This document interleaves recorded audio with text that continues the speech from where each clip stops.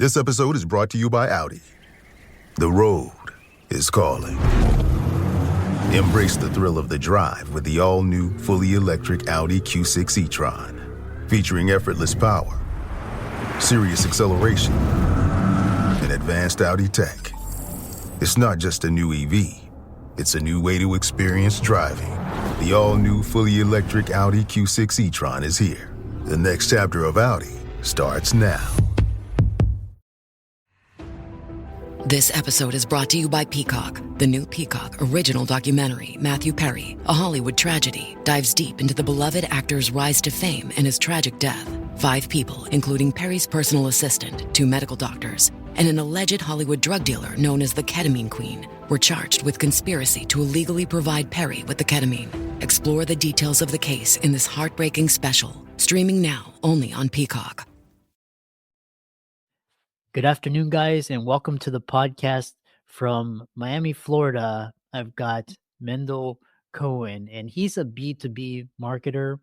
He's got an interesting background. He's the CEO and founder at Crafted Digital. It's a Miami-based B2B digital agency, and we're going to talk about helping your brand grow through technology, data, artificial intelligence, and he's also a 2 times fantasy football champ, which is really interesting. And so I'm really happy to have him on and discuss his insights and his ideas. So Mendel, welcome. Thank you. Thanks so much for having me. Yeah, excited. Briefly set the stage, talk about you, and I'm excited to dive into the conversation. Yeah, I'll piggyback on what you just said. I'm the founder of Crafted Digital. We're a B2B performance marketing agency. We work with brands to really grow their business. So companies that have trouble generating leads, or companies that have trouble generating revenue, or need to unlock revenue, or need to grow in any way, we put together solutions that help them do that. A lot of the solutions that we put together are very innovative and creative and use a lot of technology. We like to say that we build a lot of marketing infrastructure is what we call it. And we can go a bit more in detail about that. But that's pretty much the summarized version. Yeah. So we'll dive right into it. And someone that's in the audience that's interested in B2B digital marketing, what are the latest B2B digital marketing trends? In the past year, there's been so many trends because this industry is very volatile. There's a lot that goes on. There's a lot of new things. There's a lot of new channels. There's a lot of new ways to make things work. And it really takes a lot of being on top of the trends to be successful in any way. Some of the trends that have been going on recently in the space have a lot to do with AI, of course, because that's just been taking everybody by storm in so many ways, but also to do with a lot of more foundational stuff, things like structure, things like messaging and personalization are some of the key points that have really changed a lot. It used to be that within the B2B space and within marketing as a whole, people would throw out offers and just hope that it sticks. And it's gotten to a point where the market's been very saturated with offers and with marketers and advertisers constantly posting ads. So one of the big trends that's happened. Go ahead.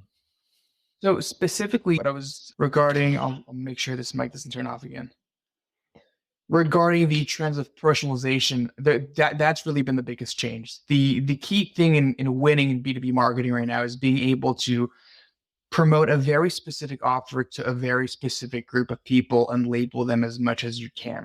So there's always been this dynamic of trying to reach as many people as once, and it's called like the spray and pray strategy, where you're just reaching out to as many people as you can on as many different channels as you can, and you're talking about your product and you're doing all that. It's really changed a lot to the point where now people are going to only listen to what you have to say if you're tailoring your message towards them. And that means labeling them. That means providing a specific need for them. But besides that, there's also been a lot of changes in types of content that people are more receptive to. It used to be that everything was gated. It used to be that if you want to get information on a product, you have to fill out a form or do all that stuff or jump through loops. Today, the campaigns that are working well are the campaigns that are transparent, because transparency is going a long way these days. So the campaigns that work well are campaigns that have a lot of very an open source way of showcasing how their products work, the value of their products, the benefits of the products, the features of the products. That's another element that's a little bit non-related to marketing and more related to kind of conversion rate optimization, you can call it. But Those are some of the big trends that have been going on in specifically the B2B marketing space. And so a follow-up question I have for you is, what are some of the most effective B2B marketing channels? In that sense, that hasn't changed so much. It's not really about the channels. It's what's changed more is about how to play with those channels. But Facebook is a big one. Meta ads, you can call them. It's always big. It's always been big. It's got the best system. It's got the best AI behind it for finding conversion customers. But a close second to that, close second and third really is cold email, mass outreach with an email. You have a lot of data brokers right now, data platforms where you can get a lot of information on who your target client profile is, and from there build data lists, and from there prepare outreach.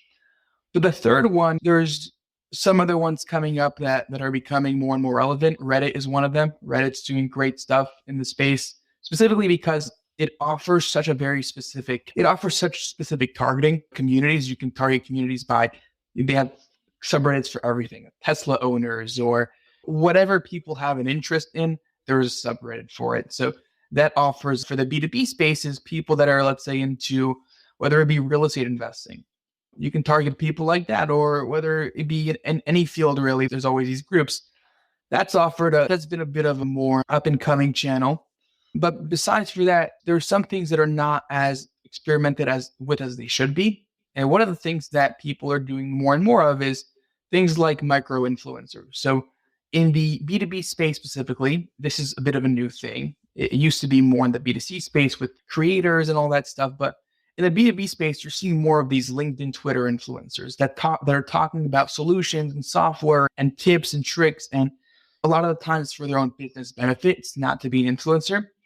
But a lot of B2B companies have found that they can actually promote their products and create partnerships and things like that. So there's a lot of different ways of approaching B2B marketing that are very different than what it used to be. And it used to be, before all this was a thing, the way to get customers was picking up the phone and cold calling, or having a business development representative actually sourcing people one by one and going to conferences. And really, the internet's made things a lot more accessible for people. The next question is, because you mentioned B2C marketing, and a lot of the audience listening are B2C marketers, like coaches or whatnot, but B2B is selling sponsorships or advertisers. What are key difference between B2B and B2C marketing that people listening should be aware of? It's a whole different sort of approach and targeting. And there's differences within both the people you reach out to, obviously, because B2B is more professionals. You're reaching out to businesses and professionals, and B2C, it's consumers. There's a whole different sort of, everything about it is different besides maybe the channels that you use. But the call to actions are big. The call to actions are a big difference. Sometimes within B2B, most of the time it's generating leads. Unless it's the case of software, sometimes you're generating free trials or registrations or whatever it is. Within B2C, that's different. The types of advertising is different, because B2C advertising, the messaging, really what you want to do is you want to get someone first in your ecosystem. You want to get them typically to buy your product. If a B2C company is selling, let's say, a cosmetic product, there's a whole different creative approach to it than if it's selling a corporate software. So in terms of the messaging of the ads, in terms of how the landing pages are created, those have their own set of differences. As far as channels go, one of the things with B2C is email marketing is not really a thing. Nobody really uses that for B2C unless you have very specific lists that are very customized and have lots of different data points behind them. Sometimes B2C marketers, if they're selling based on location, that can work, but a lot of the times that doesn't really do much. But those are the key differences. I would say really the main thing is offerings, messaging, creative, and ad structures. Interesting. And how is AI transforming B2B marketing? It's transferring B2B marketing because it's offering marketers the ability to personalize their messages a lot more. Going back to what I mentioned before with the spray and pray strategy, that's a big thing.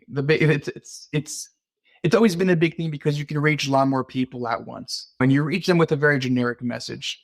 But what AI has been able to do with a lot of these so-called AI agents, it's been able to research individual contacts at a pace that no human can come close to matching, and then send them personalized messages.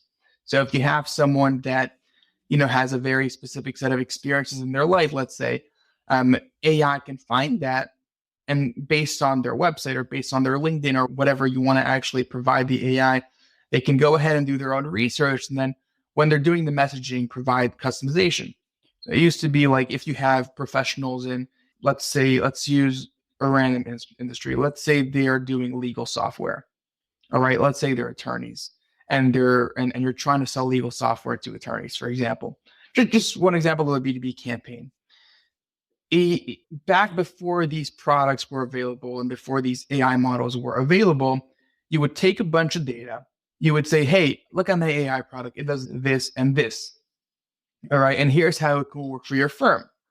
Today, there's a big difference because the AI models are able to analyze each contact individually, look into their website, look into their profile, look into their past cases, and even small things like mentioning something about the contact, saying, hey, John, we were using around John, I saw, congratulations on your most recent case win for X amount. Here's how you might be able to increase your caseload by doing this and this. So what that does is it automatically changes things to where the guard is a little more down, since you mentioned something that seems somewhat personal, that the contact would think, okay, this message is really meant for me. It's not an ad, it's meant for me. And the best sort of advertising is advertising where the advertisee cannot differentiate whether, it's an ad or not. Yeah. Now we're going to move into lead generation and conversion optimization. And the question is, are lead nurturing strategies for B2B different than that for B2C? And how do B2B companies generate leads online? So here's one of the big differences between B2B and B2C in general. Yeah. B2B and B2C have different so-called life cycles, different buyer's journeys. So with B2B, it's a little bit harder because a lot of the times they're higher ticket items. You're not buying a pair of tennis rackets online. A lot of the times that's very simple. You look at reviews, you make sure the product is good, you look at some videos of the products and content. Okay, great. You have all you need. There's a lot more convincing that needs to be done with B2B. And that's one of the biggest differences within the nurturing cycles of both both sides of the marketing.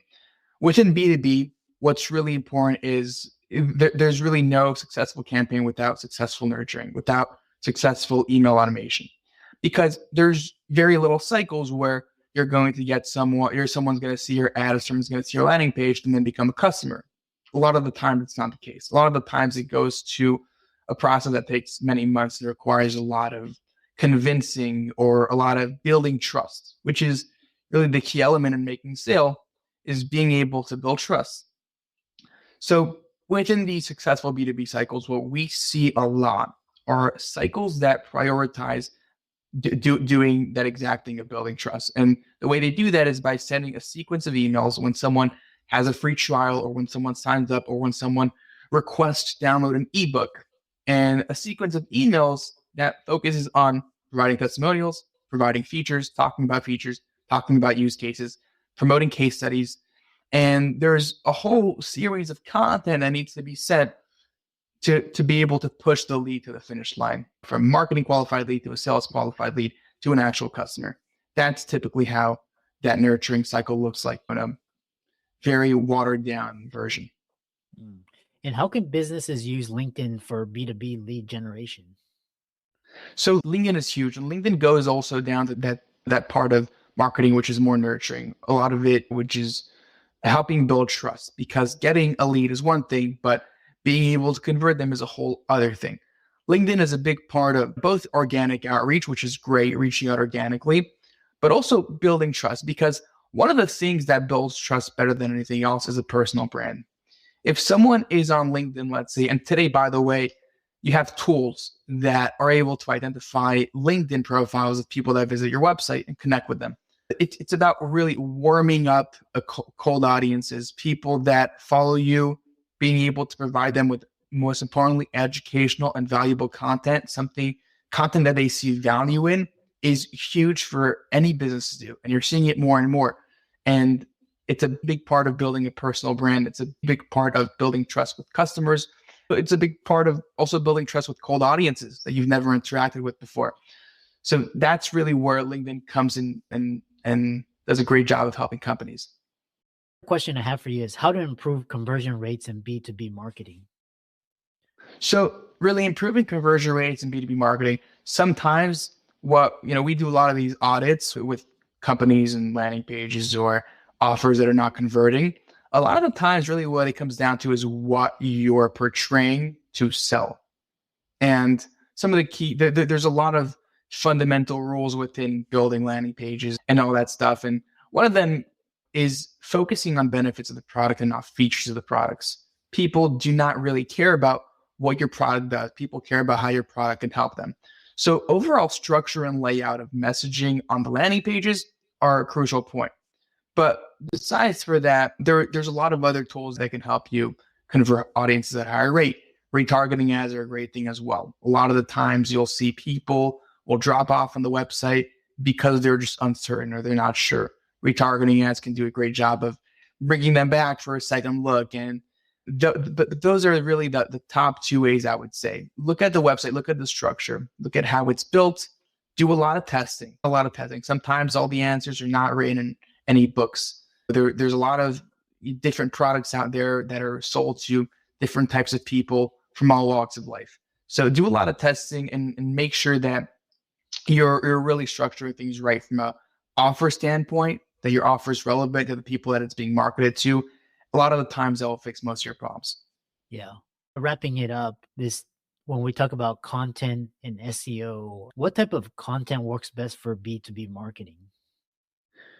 So that content that works best is education content that, and you'll have a lot of tools, by the way, that are able to tell you what people in your industry are asking, or if there's a specific solution that they're looking to for a specific problem, you'll be able to see the questions through a lot of software that's available.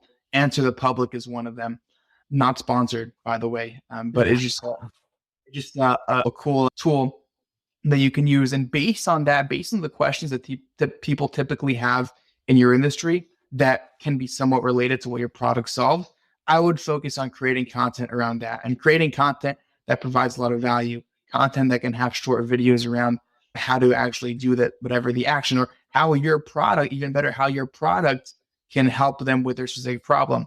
A problem-based content around specific questions that are in somewhat relation to your product or your service or your business, that is the best type of content to create because that gives people solutions and that's what people look for.